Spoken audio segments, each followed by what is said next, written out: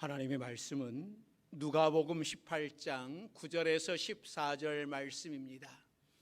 누가복음 18장 9절에서 14절 말씀, 신약성경 126면에 있습니다.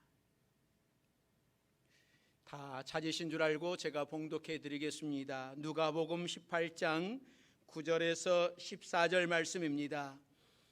또 자기를 의롭다고 믿고 다른 사람을 멸시하는 자들에게 이 비유로 말씀하시되, 두 사람이 기도하러 성전에 올라가니 하나는 바리새인이요 하나는 세리라. 바리새인은 서서 따로 기도하여 이르되, 하나님이여, 나는 다른 사람들 곧 토색, 불의, 간음하는 자들과 같이 아니하고 이 세리와도 같이 아니함을 감사하나이다. 나는 일회에 2번씩 금식하고 또 소득의 11조를 드리나이다 하고, 세리는 멀리 서서 감히 눈을 들어 하늘을 쳐다보지 못하고 다만 가슴을 치며 이르되, 하나님이여, 불쌍히 여기소서, 나는 죄인이로소이다 하였느니라. 내가 너희에게 이르노니 이에 저 바리새인이 아니고 이 사람이 의롭다 하심을 받고 그의 집으로 내려갔느니라.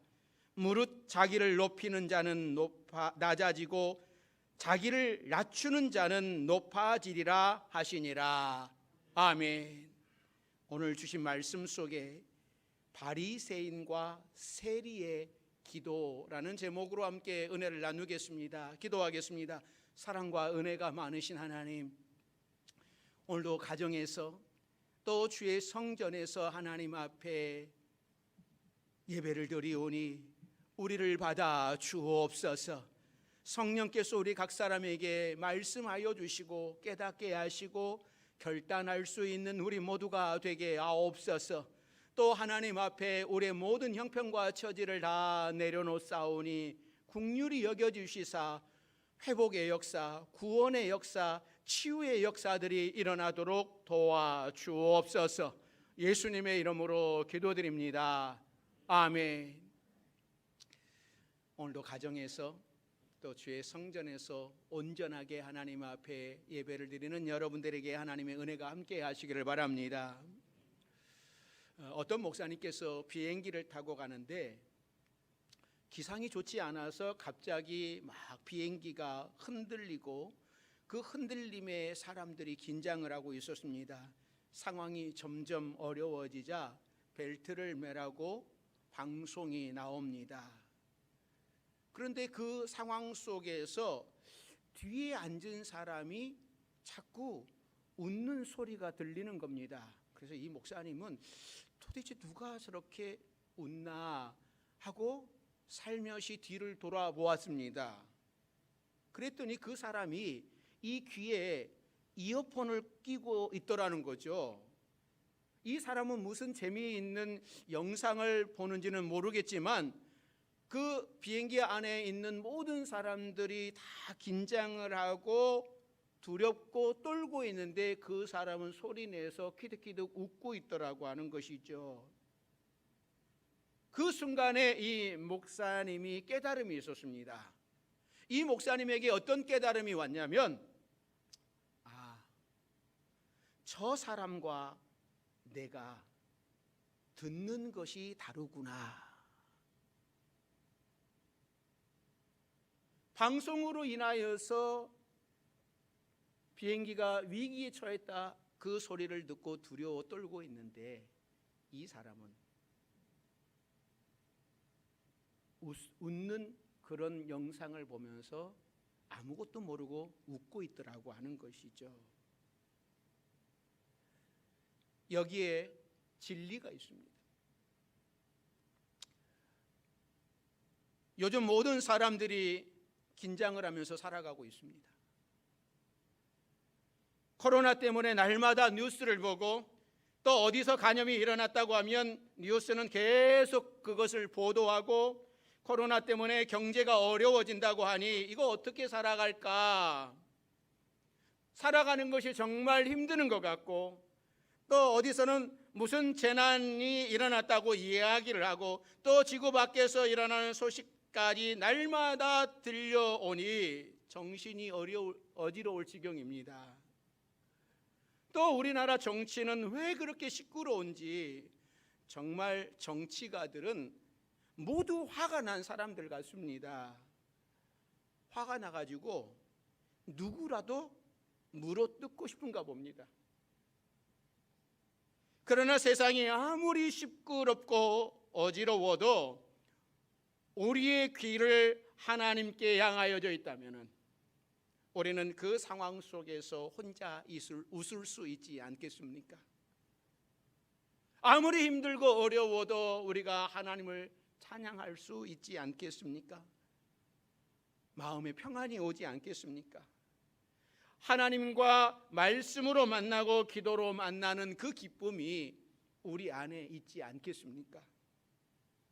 사랑하는 성도 여러분, 여러분은 어디에 귀를 기울이고 계십니까? 세상의 소리입니까? 하나님의 말씀입니까? 세상의 어지러운 소리입니까? 고요 중에 들려주는 하나님의 음성입니까? 2021년도도 벌써 2월이 시작이 되었습니다. 우리 교회의 2월의 주제는 믿음의 기도가 회복되게 하소서입니다. 혹시 여러분 이 문구를 어디서 보셨습니까? 믿음의 기도가 회복되게 하소서.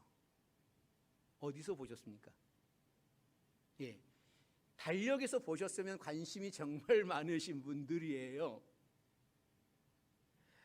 여러분 각 가정마다 있는 달력의 주제를 보십시오.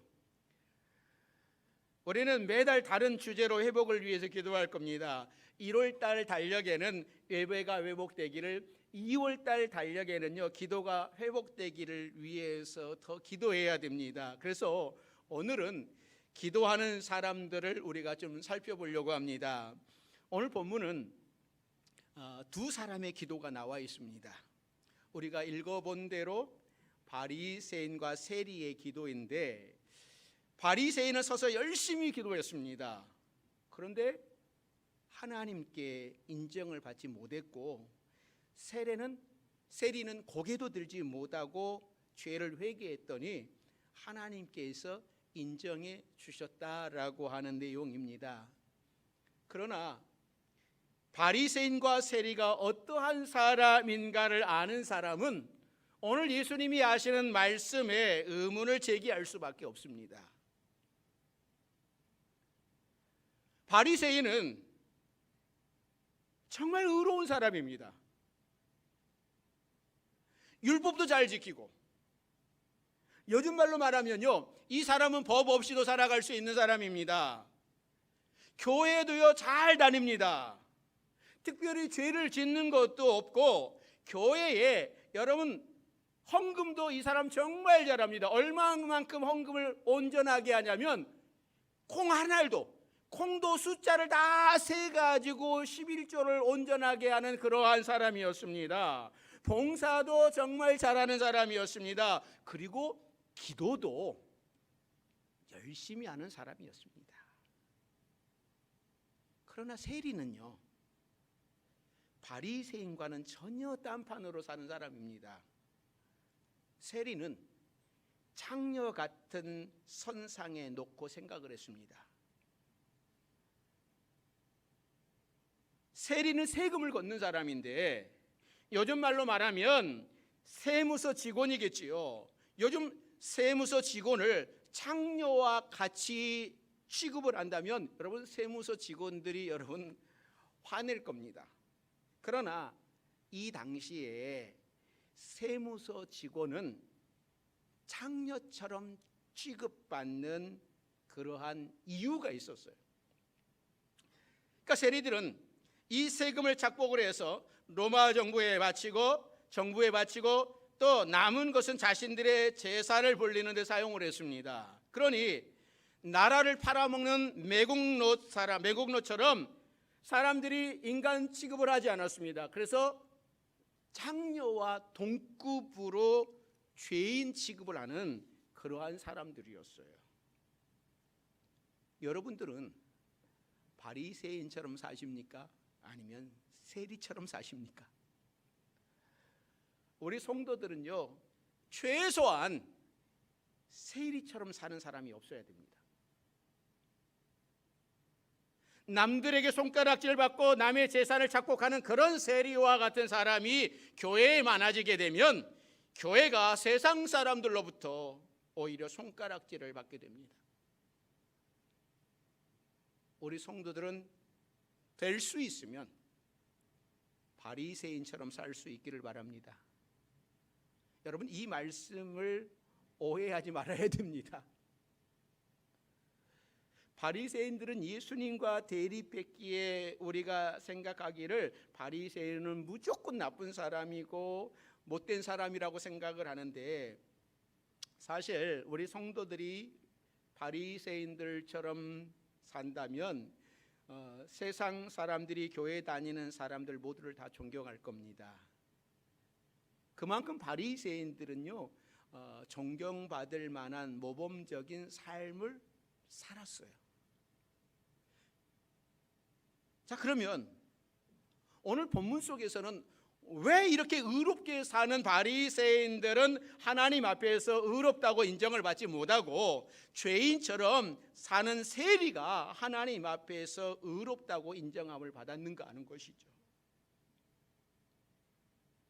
그것은 그 기도 내용에 나와 있고 오늘 9절 말씀에도 사실 나와 있는 거예요. 자, 먼저 이 바리새인의 기도 내용을 우리가 한번 보시면 좋겠습니다. 자, 11절 말씀입니다. 11절입니다. 11절 12절 바리새인은 서서 따로 기도하여 이르되 하나님이여, 나는 다른 사람들 곧 토색, 불의, 간음을 하는 자들과 같이 아니하고 이 세리와도 같이 아니함을 감사하나이다. 나는 일해에 2번씩 금식하고 또 소득의 11조를 드리니이다 하고. 그러니까 이 바리새인들을 주님께서도 그렇게 싫어하고 화 있을진저 이 독사의 새끼들이라고 하는 그런 이야기를 듣게 되는 것은 이들에게는 진실성이 없었단 말입니다. 9절에서도 그 말씀을 하고 있는 거예요. 또 자기를 의롭다고 믿고 다른 사람을 멸시하는 자들에게, 그러니까 기도는 나의 의를 자랑하는 것이 아니라 하나님 앞에 겸손하게 무릎을 꿇는 겁니다. 하나님이 왕 되심을 인정하는 겁니다. 근데 바리새인은 하나님 앞에서 나를 자랑하고 다른 사람을 낮추고 있어요. 이것은 기도가 아니라 사람들 앞에서 자신을 보이려고 하는, 자신을 경건하다라고 자랑하는 것밖에는 되지 않았습니다. 우리 성도들 중에는 이런 기도를 드리는 사람이 한 사람도 없을 겁니다. 자, 그러면 세리는 어떤 기도를 드립니까? 자, 13절 말씀 같이 봅니다. 13절입니다.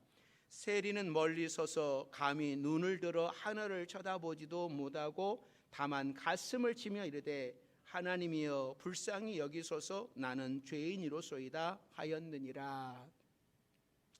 세리는 자신을 죄인이라고 하나님 앞에 고백을 합니다.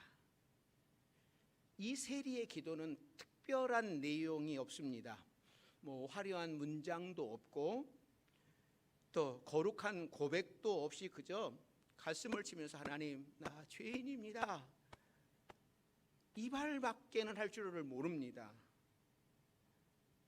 아마 기도를 잘 못하는 것 같아요. 그런데 가슴을 치면서 하나님, 나 죄인입니다, 나 죄인입니다 라고 고백을 할 때에 하나님의 마음이 움직였어요. 하나님께서는 바리새인이 아니라 세리를 의롭다라고 인정을 해주셨어요. 왜 그럴까요? 그러면 우리도 세상에서 막 살다가 이 세리처럼 다른 사람 돈도 막 빼앗고 착복을 하고 막 그러면서 살다가 주일날 교회에 와서 하나님, 제가 잘못했습니다, 하나님 내가 잘못했습니다, 가슴을 치며 회개하면 될까요?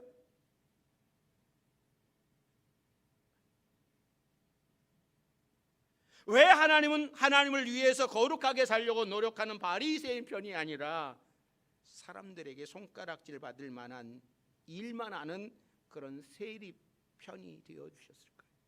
세리의 기도를 들으셨을까요? 그 이유가 있는 거예요.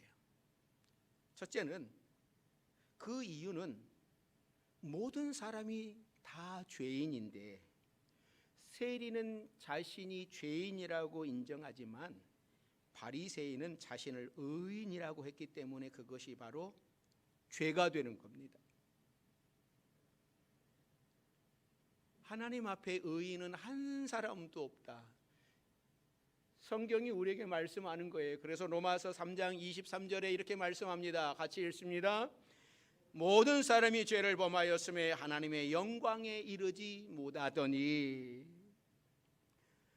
바리새인이 아무리 거룩하게 살아도 아무리 봉사해도 아무리 연신해도 아무리 드려도 아무리 그렇게 산 것 같아도 하나님 앞에서는 뭐이겠습니까? 죄인이에요. 그래서 신앙의 첫 출발점이 어디입니까? 주여 나는 죄인이로소이다. 나를 떠나소서. 우리가 예수 그리스도를 처음 영접하게 될 때 제일 먼저 고백하는 것이 나는 죄인이로소이다. 하나님 나 죄인입니다. 이 고백을 하게 되는 겁니다. 세리도 죄인이고 바리새인도 죄인입니다. 그런데 바리새인은 죄인이면서 자신의 의만 강조했기에 하나님 앞에서는 의롭다고 인정받지 못하는 겁니다. 세리는 솔직히 자신의 죄를 인정합니다. 아니 그렇게 살아왔어요. 그런데 하나님께서는 그를 의인이라고 인정을 해주십니다. 사랑하는 성도 여러분, 오늘은 우리가 하나님 앞에 세리의 기도를 드릴 수 있기를 바랍니다. 하나님, 나는 죄인입니다. 나는 죄인임에도 불구하고 하나님께서 나에게 이러한 직분을 맡겨주셨습니다. 하나님, 나는 죄인입니다. 그런데 나를 하나님의 자녀 삼아 주셨습니다. 하나님, 나는 죄인인데 하나님의 나라의 기업을 이을 상속자로 나를 삼아 주셨습니다. 하나님 앞에 나는 죄인인데 이런 귀한 일을 나에게 맡기셨습니다. 라고 고백하면서 주의 일을 감당하는 거예요. 그래서 우리는 내가 죄인인 것을 알기에 실족하지 않은 것이고 내가 죄인인 것을 알기에 다른 사람을 향하여서 정죄할 수 없는 거예요. 내가 죄인입니다 라고 하는 이 출발점이 없으면 마치 우리가 바리새인처럼 교회 안에서 신앙생활을 할 수 있는 거예요. 우리가 하나님 앞에 나올 때에 죄 아닌 것이 무엇이 있겠습니까? 하나님 앞에 나는 죄인입니다. 나를 불쌍히 여기소서. 하나님 앞에서 내 실체를 깨달을 때 은혜가 있는 겁니다. 부부간에도 그렇습니다. 부부간에도 세리와 같은 마음이 될 때에 서로 화목하게 되는 겁니다. 부모와 자녀 사이에서도 세리와 같이 스스로 죄인으로 낮아질 때에 신뢰가 형성이 되는 겁니다. 나는 잘했는데 당신이 잘한 게 뭐가 있냐고, 자식이 부모한테 해준 게 뭐가 있느냐라고, 부모가 나한테 해준 게 뭐가 있느냐라고 이런 마음을 갖는 것은 교만입니다. 우리는 사랑받는 것만 기억하고 스스로 낮아지면 서로 부딪힐 일이 없는 겁니다. 우리 주님께서는 우리를 위하여서 낮아지셨습니다. 하늘 보좌에서 이 땅에 내려오신 것만도 낮아지셨는데 우리를 위하여서 그 참혹한 십자가까지 낮아지셨습니다. 예수님을 비난하는 사람들도 벌하지 아니하시고 또 그들을 원망하지도 않으셨습니다. 전능하신 하나님께서 세리처럼 낮아지셔서 십자가를 치셨어요. 왜 그렇게 낮아지셨습니까? 우리를 위하여서. 그러기에 우리는 오늘도 주님 앞에 낮아지면서 주님, 나는 죄인입니다 라고 고백하며 신앙생활하는 여러분들이 되시기를 바랍니다. 이렇게 자신을 낮추는 기도가 진실된 기도예요. 나를 바로 볼 수 있는 사람이 진실된 사람이 되는 겁니다. 하나님은 진실된 기도 앞에서 감동하셨어요. 죄인임을 고백하며 하나님을 감동시키는 기도를 드릴 수 있기를 바랍니다. 두 번째는요, 바리새인은 하나님께 기도를 드리는 것이 아니라 사람들에게 드리고 있는 거예요. 그러니까 하나님께 기도를 드린다면 옆에 누가 있든지 상관이 없습니다. 또 세리와 자신을 비교할 필요도 없는 겁니다. 그러니까 바리새인의 가장 나쁜 점이 사람을 의식한다고 하는 거죠. 그래서 예수님은 산상수훈에서도 금식 기도, 또 기도, 구제, 사람에게 보이려고 하지 말아라. 그러니까 유대 지도자들은 오래전부터 이 기도의 중요성을 알았습니다. 그래서 기도를 좀 더 철저하게 가르치고 또 기도를 더 잘하기 위해서 그 방법을 궁리하면서 열심을 지나치게 많이 낸 덕분에 이상한 방향으로 흘러가 버렸습니다. 이것은 기도를 의식화시켜 버렸어요. 그래서 각 상황에 맞는 기도문을 만들고 기도를 해야 하는 시간까지 정했습니다. 지금도 가톨릭에서는 기도문을 외우는 경우가 많이 있는데 이것은 예수님 당시부터 있었던 거예요. 그래서 우리 시간으로 아침 9시, 그 다음에 12시 정오에, 그 다음에 오후 3시에 기도 시간을 정해 놓았습니다. 그래서 이 시간에 맞춰서 기도하러 성전에 올라가는 거예요. 그런데 올라가다가 시간이 딱 돼버렸어요. 12시가 땡 돼버렸네 가다가 그러면 어디에서요? 그 거리에서 두 손을 들고 막 기도를 하는 것이죠. 어쩔 수 없어서 그 시간이 딱 돼가지고 길거리에서 기도하는 것이 아니라 일부러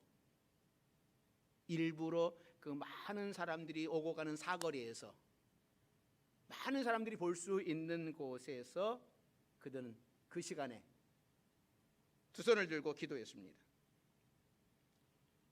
그래서 점점점 사람들이 외식에 빠지게 돼버린 거예요. 사람에게 보이기 위한. 그러니까 사람들 앞에서 보이기 위해서는 잘하는데 뒤에서는 안 그랬단 말이지, 바리새인들이. 여러분 한번 상상을 한번 해보십시오. 사람들이 많이 다니는 예루살렘 거리입니다. 12시가 되었어요. 기도해야 합니다. 거리를 지나던 많은 사람들이 두 손 들고서 고개 숙이고 막 기도하는 이 사람을 보면서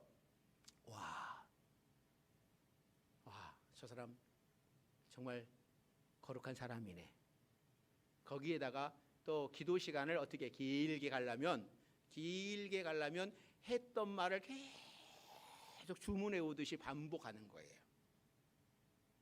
그러면서 사람들이 보면서 저 바리새인 참 기도 많이 하는구나. 야, 저 바리새인 정말 경건한 사람이다. 참 존경스럽다. 이렇게 이야기를 들었어요. 수군거리는 거죠. 그러니까 그 이야기를 더 듣기 위해서 이 바리새인들은 더 그런 사람에게 보이기 위한 전문가가 되어버렸어요. 그래서 주님께서 이 외식하는 바리새인들아 그렇게 말할 수밖에 없었어요. 그러니까 오늘 본문에 나오는 이 바리새인도 그렇게 기도하고 있는 거예요. 그러니까 예수님은 이들이 하는 그 기도를 다 아셨습니다. 어떻게 하는지 아셨어요. 그래서 이 비유를 통해서 말씀하시는 겁니다. 그러니까 너희들은 지금 하나님께 기도하는 것이 아니라 사람에게 기도하고 있다고 하는 겁니다. 여러분도 혹시 사람에게 기도하고 있지 않습니까? 우리의 기도는 온전히 하나님께 드려야 돼요. 통성 기도할 때도 옆에 있는 사람 신경 쓸 필요 없습니다. 나는 방금 기도가 끝나버렸는데 저 사람은 왜 이렇게 길게 하지? 도대체 무슨 기도하게 저렇게 긴 거야? 여러분, 귀 기울일 필요도 없는 거예요. 그냥 나는 하나님 앞에 내 기도하면 되는 거예요. 자, 세 번째는요, 사람들은 자신의 죄를 모른다라고 하는 것이죠. 그러니까 큰 죄를 지은 사람일수록 나는 죄가 없다라고 이야기를 합니다. 그런데 바리새인들은 큰 죄가 아니라 의롭게 살았다고 자부하는 사람인데도 자신의 죄를 모르고 있어요. 그리고 현대인들 역시, 교회 다니는 사람들도 역시 자신의 죄를 모르는 겁니다. 제가 바리새인과 세리의 기도에서 왜 예수님은 이 바리새인의 기도를 인정하지 않으셨는가, 그 고민이 되었어요. 그러면서 제가 먼저 깨닫는 것이, 첫 번째 말씀드린 것처럼 모든 사람은 다 죄인인데 바리새인은 자신이 의인이라고 인정하고 죄인이라고 인정하지 않는 거예요. 나는 의로운 사람이야. 그러면서 자신이 죄인인 것을 인정하지 않아요. 그 다음에 사람들이 자신의 죄를 모른다라고 하는 거죠. 바리새인도 본인이 죄인인 것을, 하나님 앞에서는 죄인이라고 하는 것을 모르는 거예요. 많은 사람들이 자신은 상처를 받았다고 합니다. 그런데 상처받은 사람은 많은데 상처 준 사람은 없습니다. 받은 상처는 기억을 하지만 준 상처는 다 잊어버리기 때문이고, 나는 상처를 주지 않았고 받기만 했다, 그런 생각을 해요. 개척 초기에 우리 교회 다니셨던 가정 중에 믿음이 좋은 여자 집사님이 계셨습니다. 참 이분은 신앙도 좋은 분이고 또 교회 봉사도 많이 하시는 분인데, 과거에 받은 상처들이 그 가슴 속에 너무나 많이 쌓여 있는 겁니다. 그러니까 신방을 가면 그분은 그 상처를 풀어놓느니라고 여유가 없어요. 그런데 그 상처들을 듣고 보면 자신이 받은 상처 때문에 자신의 가족들에게 너무나 많은 상처를 주고 있다라는 그런 생각이 들어요. 그러니까 남편과 자녀들이 이 엄마의 상처 때문에 숨죽이고 살아가고 있는 거예요. 사랑하는 성도 여러분, 내 안에 상처가 쌓여 있으면 그 상처가 독이 되어서 남을 해칠 수 있다라고 하는 것을 여러분 기억을 하시기 바랍니다. 가장 가까운 가족부터 그 독의 희생이 되는 겁니다.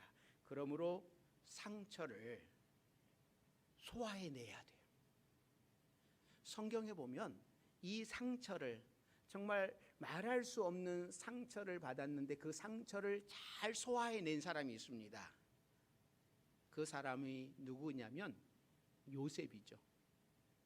여러분, 형제들에게 배신을 당하고 형제들이 동생을 노예로 팔아버렸어요.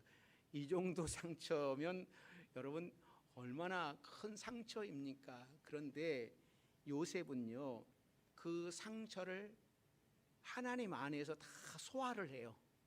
그리고 형들을 불쌍히 여기고 형들을 용서하고 애굽의 총리로 위대한 인생을 살 수 있었습니다. 반대로 사울 왕은 상처를 소화하지 못하고 불쌍한 삶을 살아갑니다.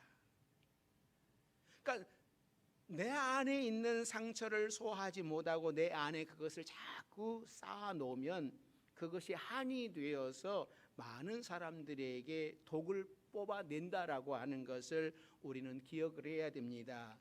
이것이 죄가 되는 거예요. 그런데 사람들은 그것을 모릅니다. 내가 받은 상처는 똑똑히 기억을 하는데 내가 준 상처는 잊어버린단 말이죠. 사랑하는 성도 여러분, 크리스찬은 내가 받은 상처는 소화해내버리고 내가 준 상처를 기억해서 풀어줘야 됩니다. 그럴 때 내가 행복하고 세상은, 가정은 더 아름다운 거예요. 하나님께서는 이 자신이 죄인임을 알았던 세리를 인정해 주셨습니다. 자, 14절 말씀이죠. 14절 같이 봅니다. 내가 너희에게 이르노니 이에 저 바리새인이 아니고 이 사람이 의롭다 하심을 받고 그의 집으로 내려갔느니라. 무릇 자기를 높이는 자는 낮아지고 자기를 낮추는 자는 높아지리라 하시니라. 할렐루야. 여러분, 하나님 앞에서 인정받으시고 싶습니까? 사람 앞에서 인정받으시고 싶습니까? 사람이 인정해 주는 것은요, 한계가 있습니다. 사람들은 너도 나도 높은 사람에게 인정받으려고 줄을 서지만 사람은요, 언젠가는 무너지게 되어 있습니다. 그러나 하나님께서 인정해 주시는 사람은 결코 무너지지 않습니다. 성경에는 하나님이 인정해 주는 사람들이 많이 나와 있습니다. 진실되게 살았던 다윗, 진실되게 기도했던 히스기야, 오직 하나님만 의지하며 살았던 믿음의 선진들 모두가 다 하나님께 인정을 받았어요. 우리 성도들의 기도가 하나님이 인정하시는 그런 기도가 되시기를 바랍니다. 우리 성도들의 삶이 하나님이 인정하시는 그런 삶이 되시기를 바랍니다. 우리의 기도가 진실되고 우리의 마음이 진실되다면 누가 뭐라고 그래도 하나님은 인정해 주시는 거예요. 2월 한 달간은 우리가 쉬지 말고 기도하라고 하는 성경의 말씀대로 날마다 기도에 힘쓰는 여러분들이 되시기를 바랍니다. 이게 코로나 시대를 이기는 방법입니다.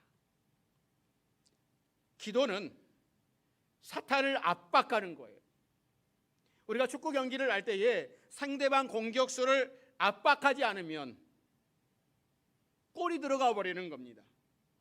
그러나 수비수들이 공격수가 움직이지 못하도록 압박을 한다면 골이 들어가지 않아요. 마찬가지로 우리가 기도를 열심히 하면 사탄의 활동을 하지 못하는 겁니다. 사단이 언제 우리를 공격할까 기회만 엿보고 있는데, 기도하는 사람의 가정은 사단이 압박을 받기 때문에 쉽게 공격할 기회를 잡지 못하고 힘을 잃고 마는 거예요. 그러나 기도하지 않는 가정은 수시로 사탄을 공격을 받을 수밖에 없습니다. 어떤 아빠는 아들이 고3일 때에 매일 밤 10시 30분이면 11시 30분이면 이 버스 정류장에 서서 아이를 기다립니다. 버스에서 이 아이가 내리면은 얼른 아빠가 아들의 책가방을 받아줘요. 아들이 힘이 더 세지만 아들의 피곤함을 덜어주고 싶어서 아들보다 힘없는 아빠가 그 아들의 짐을 받아주는 것, 이게 아버지의 마음이거든요. 이게 부모의 마음이에요. 그런데 전능하신 하나님께서 우리의 짐을 받아주지 않으시겠습니까? 문제는 우리가 믿음으로 하나님께 구하지 않고 혼자 걱정하며 혼자 안절부절하고 있는 겁니다. 하나님은 다 받아주시기를 원해요. 그래서 수고하고 무거운 짐진 자들아 다 내게로 오라라고 말씀을 합니다. 사랑하는 성도 여러분, 이 하나님의 마음을 알고 이번 2월 달에는 우리의 기도가 회복되어지는 2월이 되기를 주의 이름으로 축원합니다. 또 내가 하나님 앞에 죄인임을 고백하고 하나님 앞에 인정받는 기도를 드리는 여러분들이 되시길 바랍니다. 여러분 가정이 하나님을 의지하는 그 기도가 회복되어지고 하나님 앞에 인정받는 아름다운 가정들이 되기를 주의 이름으로 축원합니다. 기도하겠습니다. 사랑과 은혜가 많으신 하나님, 우리는 하나님 앞에 죄인입니다. 영원히 죽을 수밖에 없는 죄인입니다. 이런 죄인임에도 불구하고 하나님께서 우리에게 직분도 주셨고 또 귀한 사명도 주셨고 건강의 복도 주셨고 물질도 주셨고 자녀들도 주셨고 여러 가지 환경들을 주셨는데 이것이 하나님의 은혜요? 또 내가 죄인이고 하나님을 의지할 수밖에 없다고 하는 것을 깨달아 알게 하여 주옵소서. 그래서 우리 가정이 하나님 앞에 죄인임을 고백하며 기도로 모든 어려움들을 이겨나가게 하옵소서. 예수님의 이름으로 기도드립니다. 아멘.